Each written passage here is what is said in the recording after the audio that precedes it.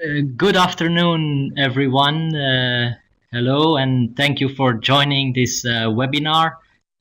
We're experiencing some minor delay, because Sébastien, my colleague, has some problems. But anyway, we will start, and Sébastien will join us as soon as he can. Let me first ask you, can everyone hear me? If you could just quickly type in the chat box below. This is one of the functions we have, if you can, and then we can continue. Okay, I see that many people are already reacting. It's very good. We have an interesting mix today, an interesting audience. Almost 30 people are attending. It's very good response for this type of webinar. And what we will do today is discuss a study that Sébastien and I are doing on the update or possible updates, improvements to the cost-benefit analysis methodology for gas. This is, of course, as you know, a task for NSOC to update it regularly together with the help of the regulators and all the stakeholders. And we are doing this specific study for the European Commission, but it's meant to help everyone and to make progress with the methodology. So we really like to use this opportunity to get feedback from you, reactions. As you might know, our study is under public consultation, and the link will be posted many times, I think, in the chat box, thanks to my colleagues. And there you can find the full document and react on it. Let me quickly explain a little bit the functionality of this platform for those of you who are not familiar with it. You have the chat box below. There you can type your comments and questions. And we will also ask you towards the end for an open Q&A to really type your comments. But if you could indicate really if you are commenting or if you have a question, so that we can find it. Maybe we can clean it just before the Q&A session. My colleagues can do that. Also, an interesting function that we will use is on the top bar, you see this little icon with the man raising his hand. So we will use that functionality, mainly the green and the red button, to ask your feedback. This is one of the ways to interact with you, as it's impossible to all give you speaking rights. This is not, unfortunately, a democracy, and I and Sébastien will be the only people actively speaking, but you can always react in the chat box and through voicing your opinion with these little icons, which also includes, by the way, giving us applause or show us a laughter. All that being said, my name is Nico Keyaerts. I'm with Florence School of Regulation, and my colleague Sébastien Douguet is with Deloitte, formerly Microeconomix. And so let's start. I don't know if Sébastien, his problems are fixed. If not, I will just continue.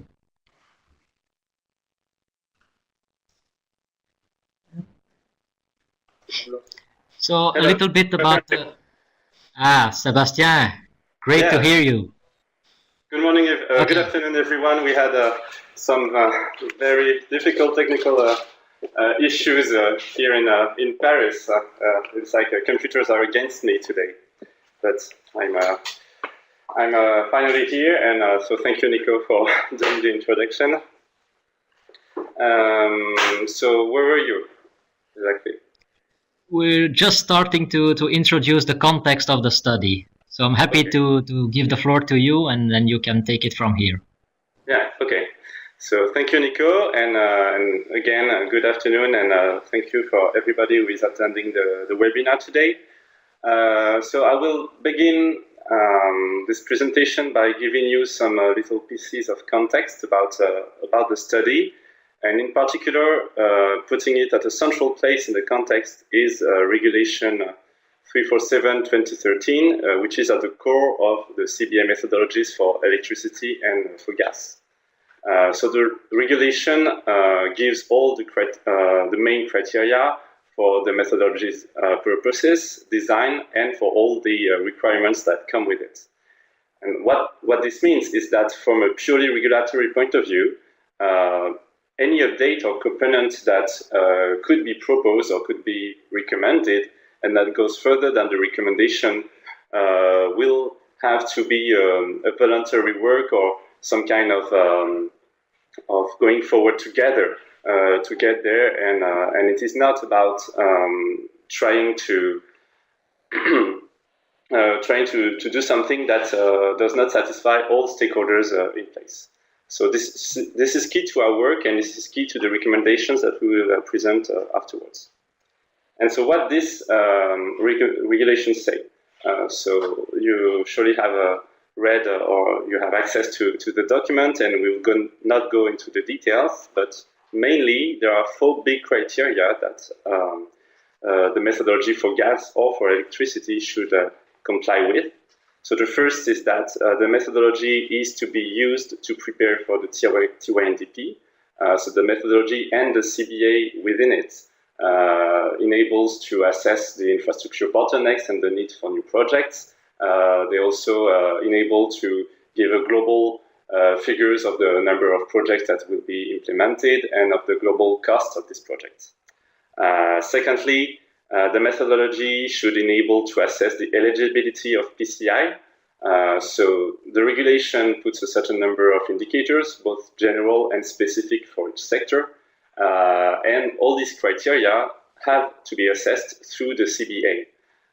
So this goes further than simply cost versus benefits, because some of them are really indicators that if you answer yes or no, it tells you if the PCI candidate can be admitted to the list or not.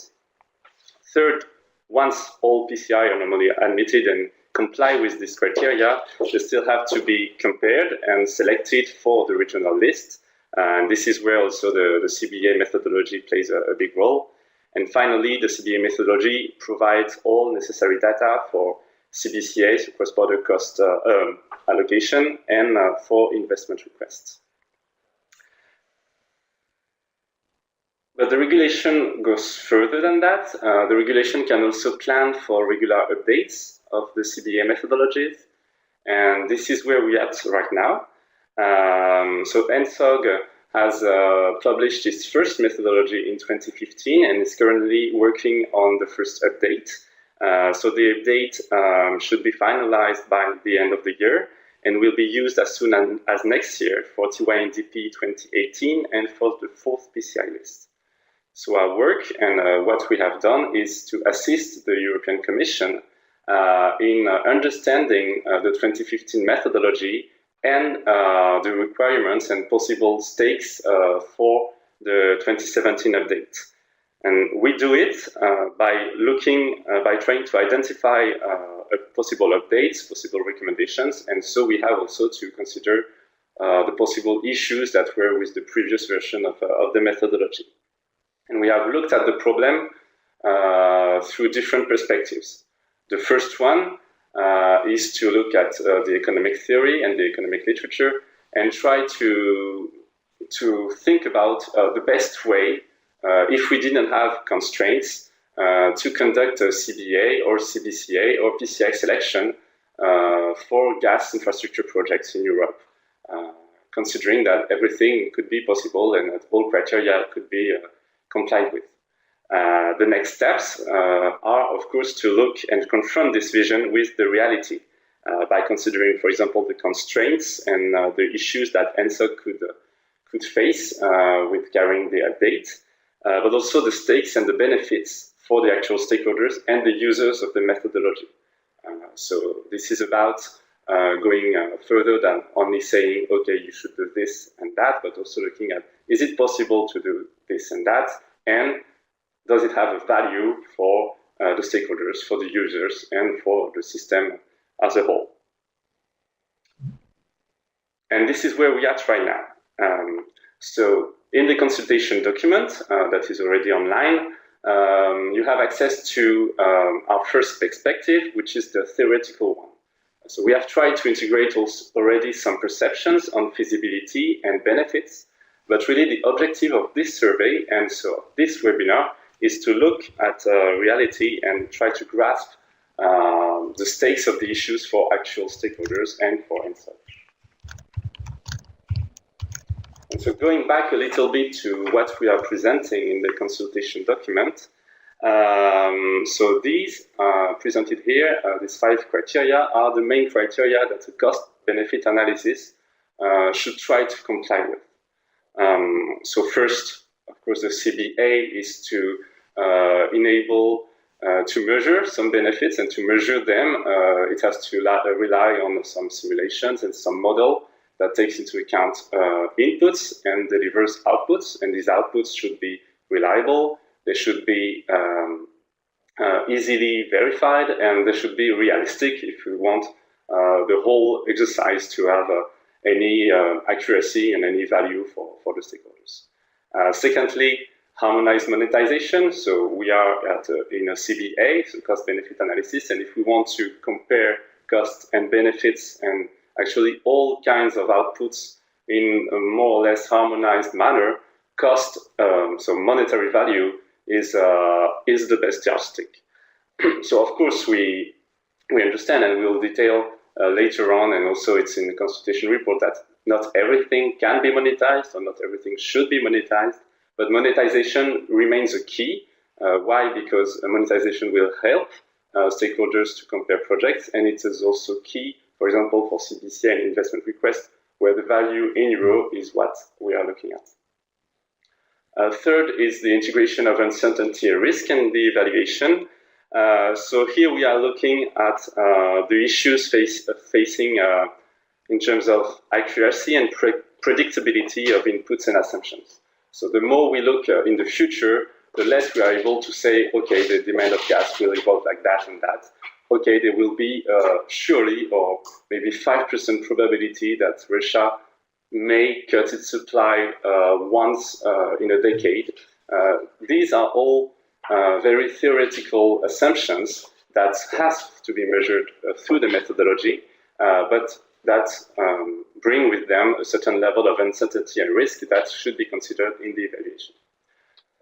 Fourth is enable a standardized process to compare and rank projects. So the idea here is that through the monetization, through all the outputs, there should be also some kind of global delivery and global aggregation that enables project promoters and, of course, regional groups to compare these projects and compare and rank them if they have to.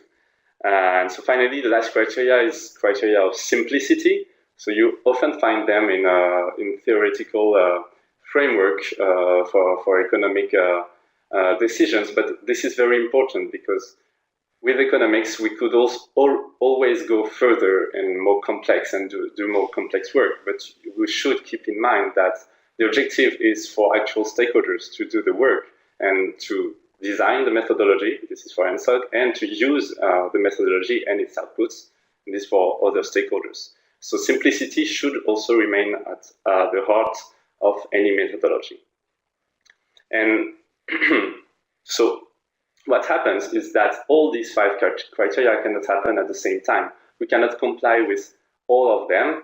Some will prevail over others, and this is because this is a complex exercise. And in a straightforward situation, we could monetize everything. We could evaluate the uncertainty of all inputs, of all assumptions, but in reality, this is not the case, and this is why we have to take some choices.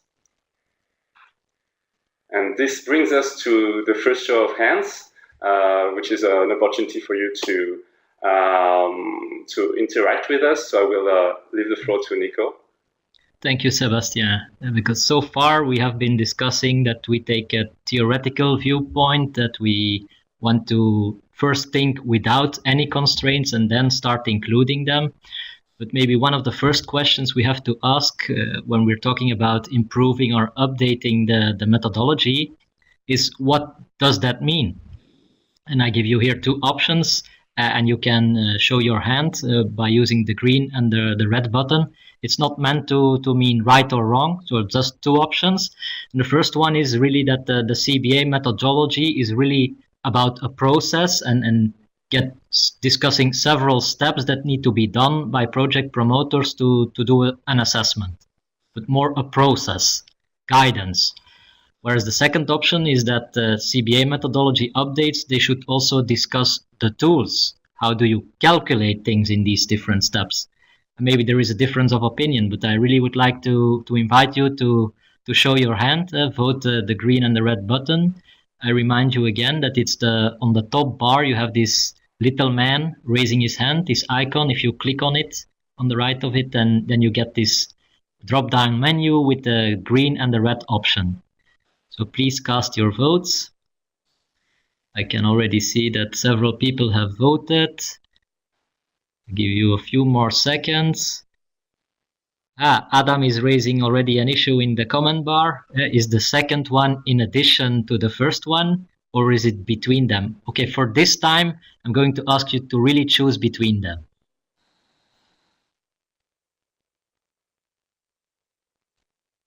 I'm giving you a few more seconds, but I can already see and tell you that the votes are quite evenly spread over the two options, and that is probably really related to what Adam was mentioning, and that is that, of course, both are important. It is about the process, but the process does not mean anything if the tools that you use in this process are bad or have weaknesses.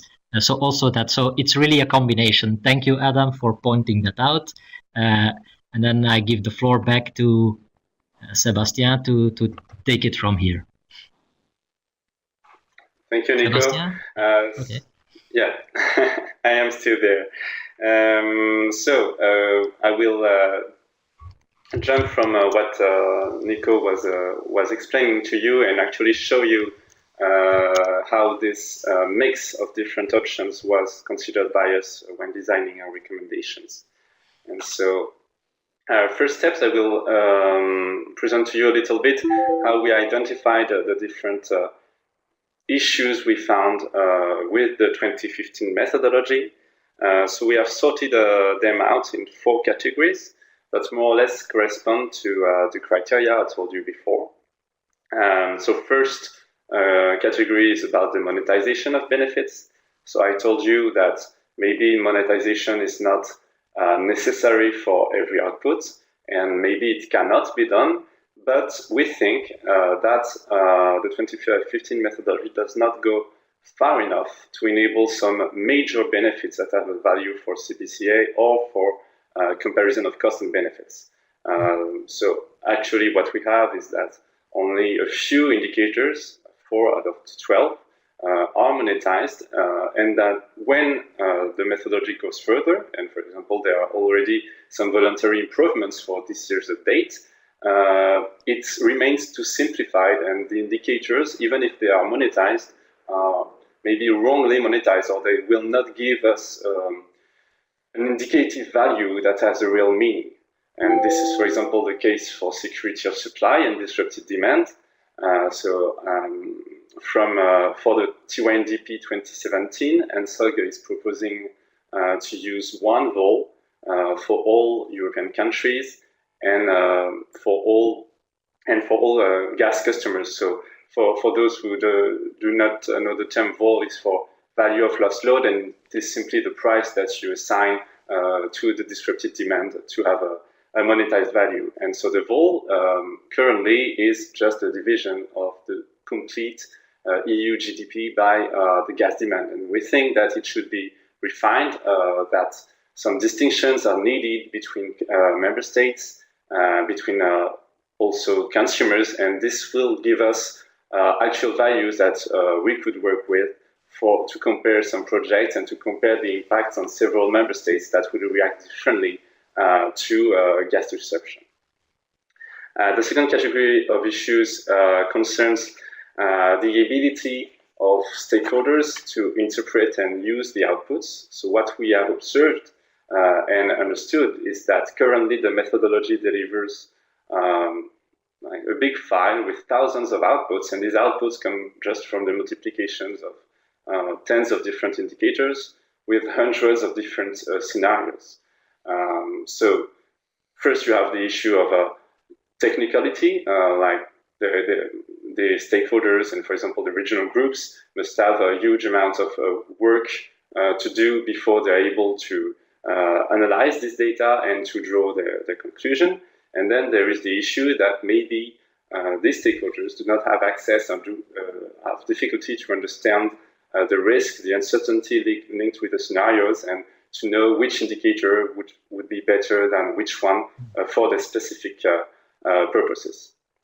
So the third category is linked with these purposes, and it's actually that we found out that the methodology does not go far enough to enable the purposes it should according to the regulation. So it does not bring enough data, enough guidance to really enable the PCI selection, the CBCA, and the investment request to take place in an accurate and correct manner.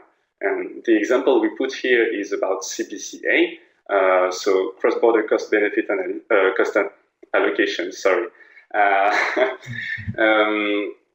relies on the assumption that you have the net benefits for each member state concerned, impacted by a specific project. But to have these net benefits, you need to have the disaggregation of each relevant output for each member state in monetary values. And this is currently what you do not have.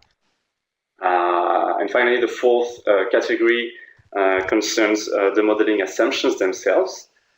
So we have identified some critical issues, but to make sure the problem for us is that the model focuses too much on only the physical capability of the system. It considers that there is perfect competition and that the decision of gas users as to which pipeline they will use and between which and which they would substitute doesn't really matter for the TYNDP and for the CBA methodology. We think if we want the model to really be a market model and not only a network model, it should go further into integrated the actual decisions of gas users, and this decision rely on some other assumptions and other inputs, such as, for example, the cost of a transmission network, the interconnection tariffs, and so on. And so from these four categories, we have prepared a series of 15 recommendations so that are presented in the consultation report, and you have the summary of them here as well. So we will not go into the detail, but we will try to explain to you how there are some fundamental aspects to them to be able at the end to select which one we want to put forward more than others. So for example, the first fundamental aspect to consider is feasibility. So not all recommendations are equal in that matter. So some of them are more practical and feasible than others. So it can be because the amount of work needed to carry out the update or the amount of work that is needed once the update is decided is smaller, or it can be also because the level of data and also the complexity of data collection is lower, and also that there is less decision making on some big assumptions. And so we tried in the next slide to identify some recommendations that are not feasible actually, but rather complex. So you have one in second category about the number of future scenarios. So as we told you, we have hundreds of different scenarios that give outputs, and maybe and this could be an issue to solve this recommendation and actually bring a solution forward. So we will come back to it later, and also the same for recommendation 4B on the decision of gas users for market modeling. So now we are to the second show of hands. So Nico.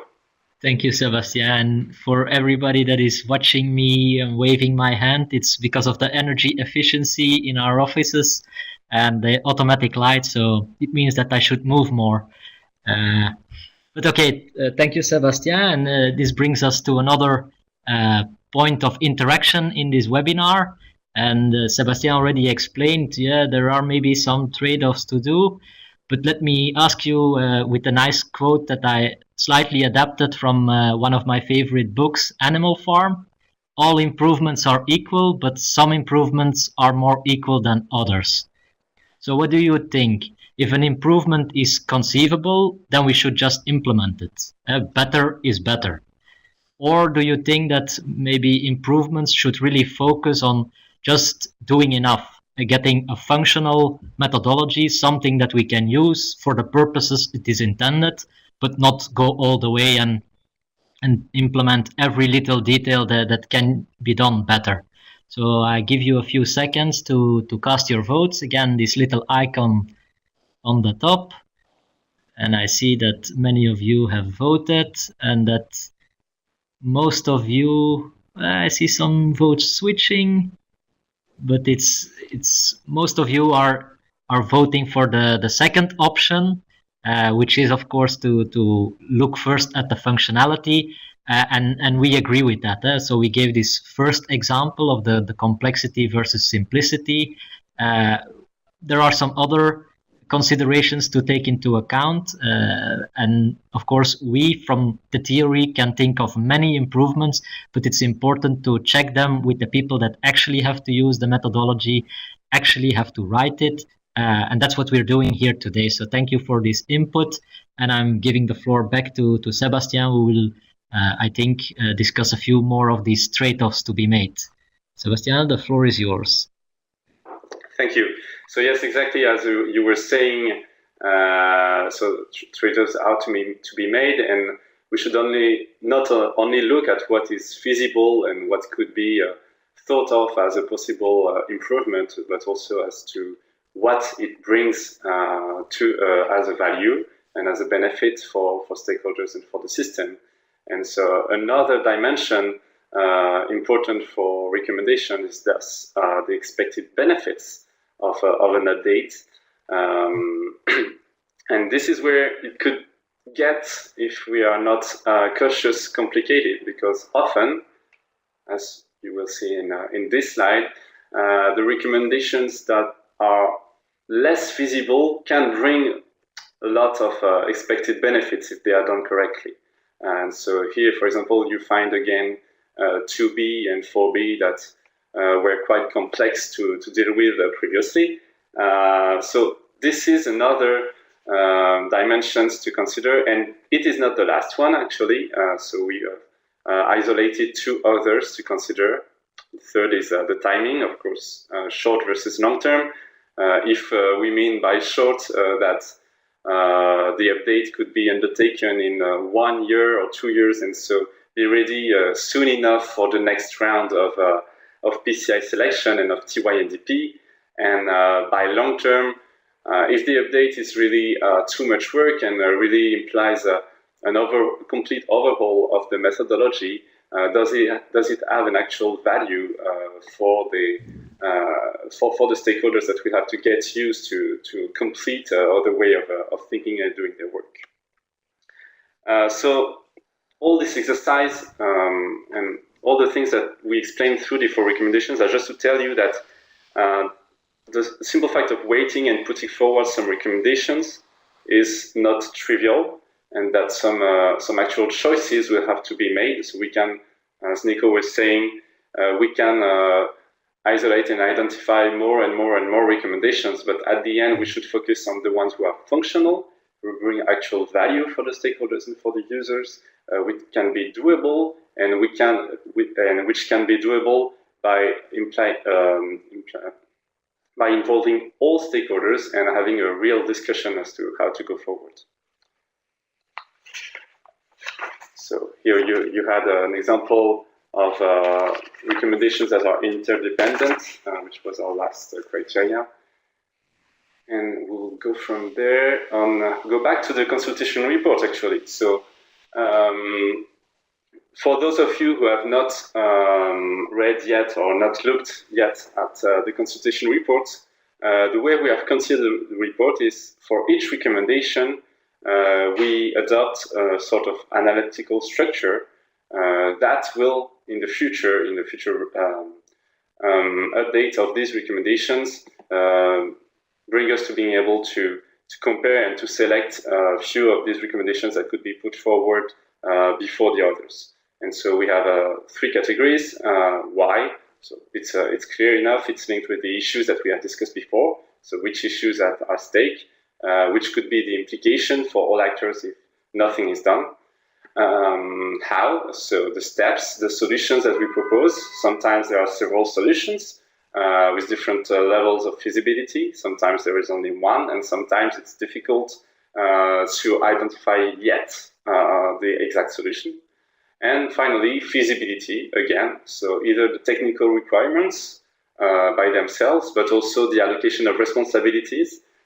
Who is responsible to do what for carrying out this recommendation and this solution?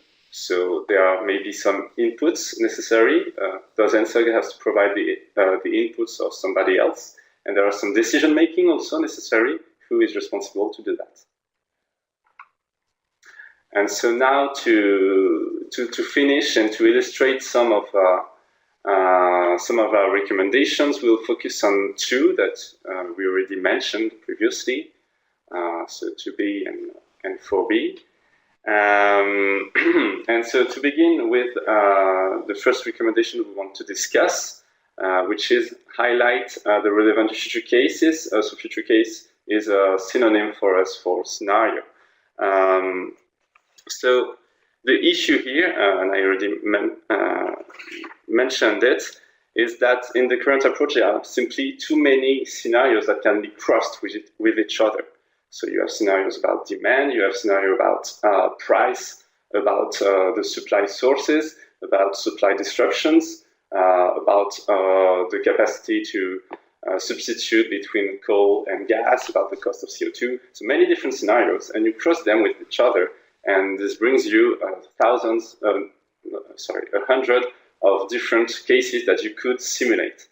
And what happens right now is that all these cases are actually simulated, almost all of them, and so the outputs are delivered to the regional groups, even if the scenarios do not matter to them, or even if they don't know how to interpret the value of a specific scenario for them. So there are 2 problems, and I mentioned them already.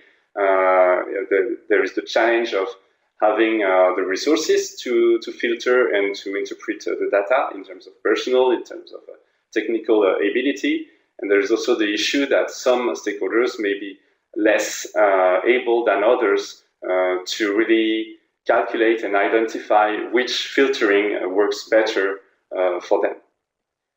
And so we have isolated 3 options that for us could bring a solution to this issue, and they are quite opposed. So the first one is codifying a limited number of simulations of future cases that are the most relevant to the regional groups and to the project promoters. For example, it would be within a specific region to select only 3 or maybe 10 scenarios and not more, and only focus on these, maybe with some kind of sensitivity analysis down the road, and maybe with all the other cases in a separate file. This could be an option. So the second option is to consider all the future cases and discard and let stakeholders discard the information afterwards. So this is what is done right now, actually. And what this means is it leaves all the responsibility of filtering to project promoters and to regional groups. And thus there is here a risk that decisions and processes are not harmonized and are not standardized, that could bring errors for those who have the less resources.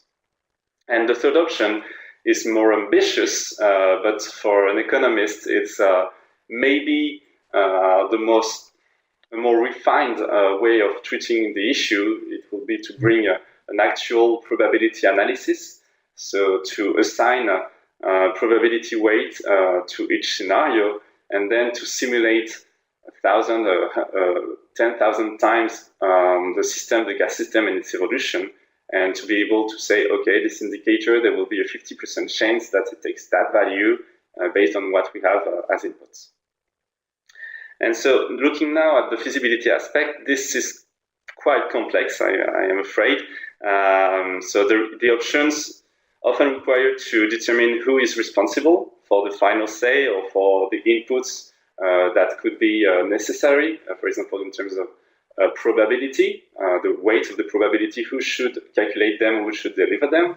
Also, in the case of filtering, pre-filtering the simulation cases, who has a say on this.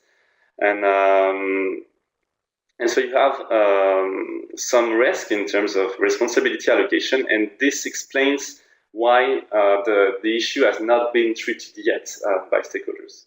It has been identified already, but it is a major issue, and this is why we have brought it forward today to discuss it with you. So I think we have another show of hands. Nico? Yeah. I'm doing my best to show my hand, but I think the lights in my office are not just for energy efficiency, but just as a way to tell me to work harder. And it's because I'm not moving or typing or whatever, and there you have it.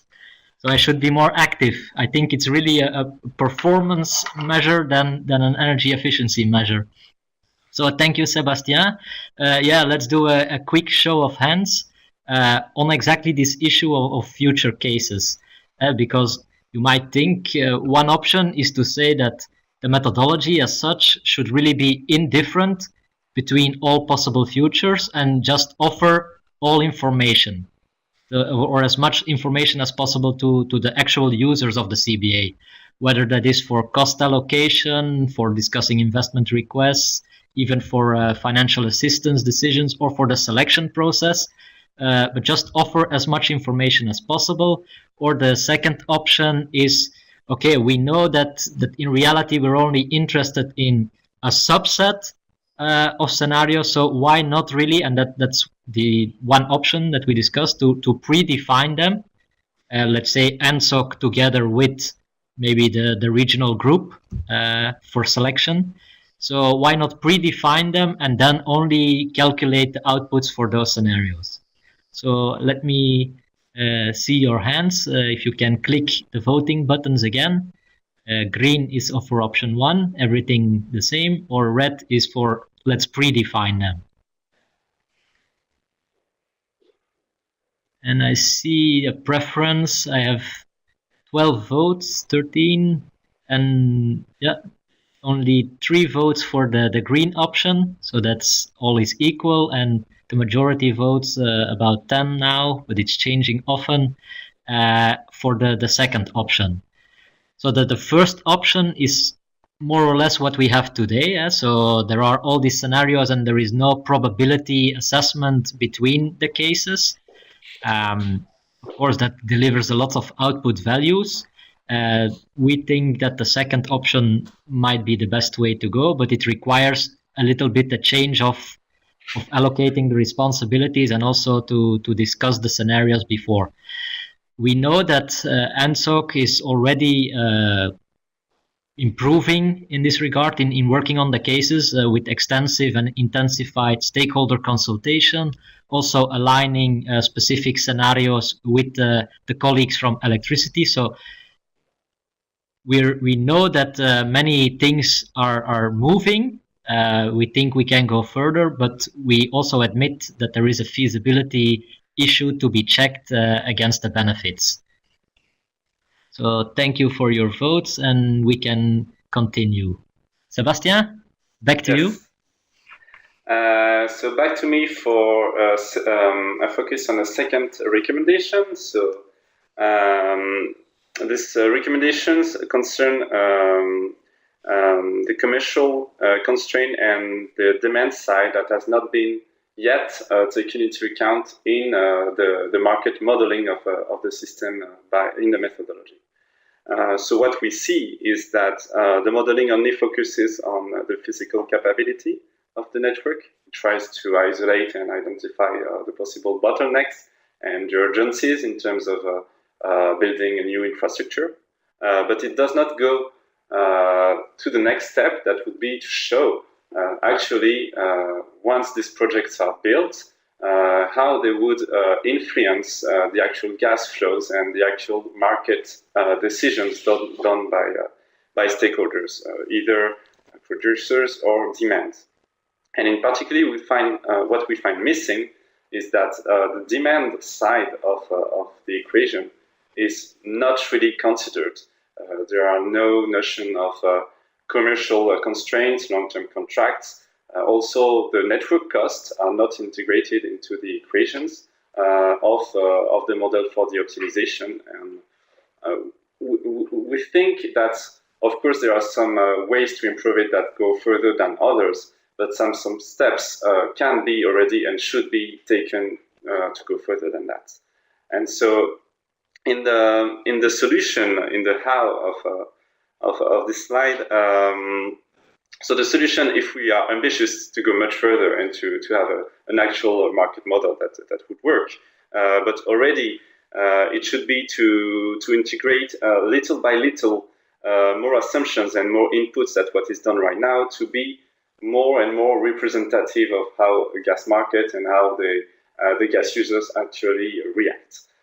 So it can be by integrated for now the current level of tariffs of transmission infrastructure. It can be about introducing the capability of consumers to substitute between gas and electricity, to also decrease or increase the level of demand if the price has a huge drop or a huge increase. So of course, all of this is not trivial. So the modeling would be, we think, more complex, this is sure. And the biggest issue at that level is to try to go further than the next year.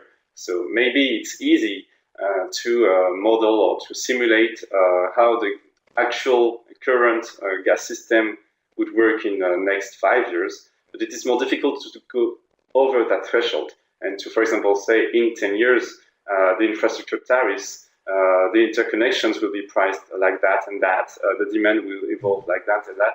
This is more complex, and this is where there is a risk that somebody has to take a decision and a methodological choice that in the end, in 10 years, would prove to be inaccurate. And this is, of course, dangerous, and we have to consider if the risk is has a benefit or if it should be not regarded at all. And we are for the last show of hands. Yeah, thank you, Sébastien. Yeah, let's just ask you very explicitly, what do you think on modeling gas flows? Is it enough, like it is today, of checking feasible flows, independent on how actual behavior of grid users is? Is that providing sufficient information to base CBA-based decisions on? You are the users of this methodology, so you can tell us frankly. Or do you think that the methodology should include some assumption on how the grid behaves and especially the grid users? And that includes commercial relationships, contractual relationships.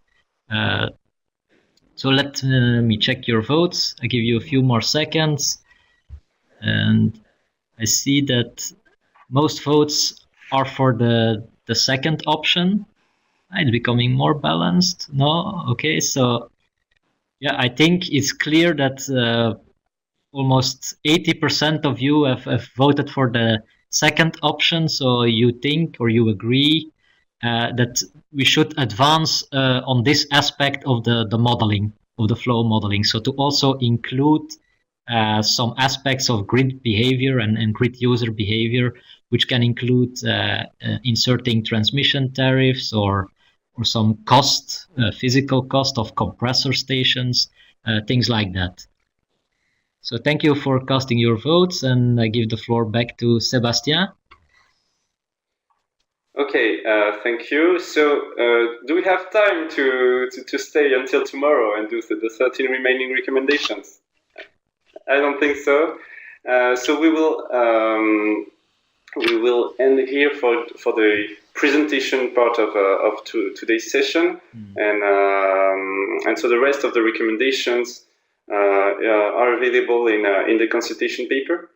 So we encourage you to go through it, to read it, and you can give us feedback directly in the document. as it is a Word file, so you can modify it and make comments within it. So the final date of the consultation is March 24, so we are available for questions, for comments, so you can send it by then, but even if you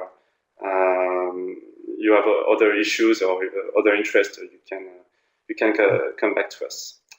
And so thank you for your attention during this first session. I think we have now time to go to the open discussion. Yeah, we have some minutes left, so we can take some of your questions. So if you have a question, please type it in the chat box. And I will. Okay. Yeah. Thank you. Sébastien disappeared, but rest assured he's still around. Yes, I'm still here. So if you have questions, please add them. Christopher is asking if we also take account that NSOE and NSOC have to develop an interlinked model. Yes, we discussed that the modeling, and it's part of the assumptions of the modeling that also the link between these two, the electricity and the gas world, have to be taken into account. Sébastien, do you remember, did we really go into detail of the interlinked model? Yes, and actually we also had a conversation with NSOC on this and to how it would impact the 2017 methodology. So the interlinked model, as it has been defined up to now, will actually provide some inputs for the modeling in the CBA methodology. So the inputs in terms of scenarios and in terms of the actual values linked with them. But there will not be an electricity modeling done simultaneously to the gas modeling for the CBA.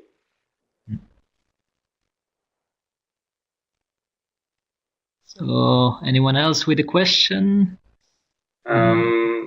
So for the question on comparative and cooperative behavior of member states, did you really mean member states, Daniel?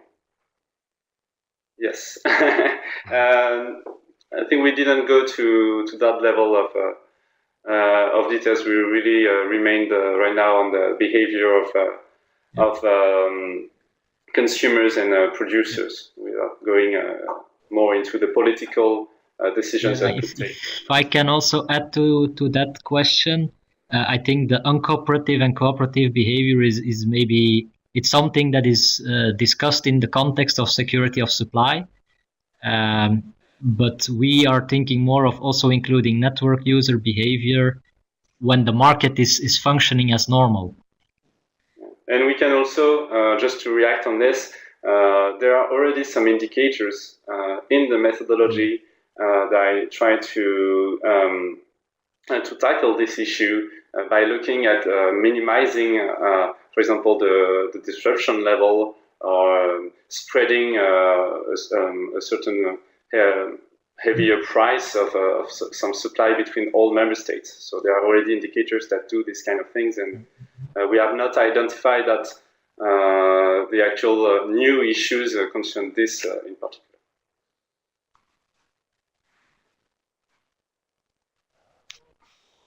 I see that Stefano is typing. Let's wait for his question to finish. But as you can see, in this webinar, we're only introducing, in a way, or promoting the study, and much more details can be found in the actual document. It was impossible to discuss it all in this 1 hour that we have. But please, you can always come back to us with your reaction. There are several ways to do that on the web page, or just sending us an email with your comments, reacting directly in the document. Many ways to get in touch with us. You can even call us. Sébastien, do you have a phone? Yes, I have a phone. Yeah, see. And I think it works. Okay, great. Okay, Stefano is from the NSOC team, and he is remarking that NSOC has not indicated deadline as December 17. Where do we put that, Sébastien? Did we say something that it's December? No, comment is I told it early, I think. Okay. Yeah. Yes, I mean, NSOC has its updating process, and I think we will hear from them very soon what they are thinking. If Stefano wants to share some update there, please do. You can use this chat box for that. And I am inviting other people to submit questions if they have. We have a few minutes left, and if no questions are coming, then I think we can close the webinar. Just giving a few more seconds. No one reacting. No one using the icon to give us applause or to share a laughter. You can also put jokes if you want.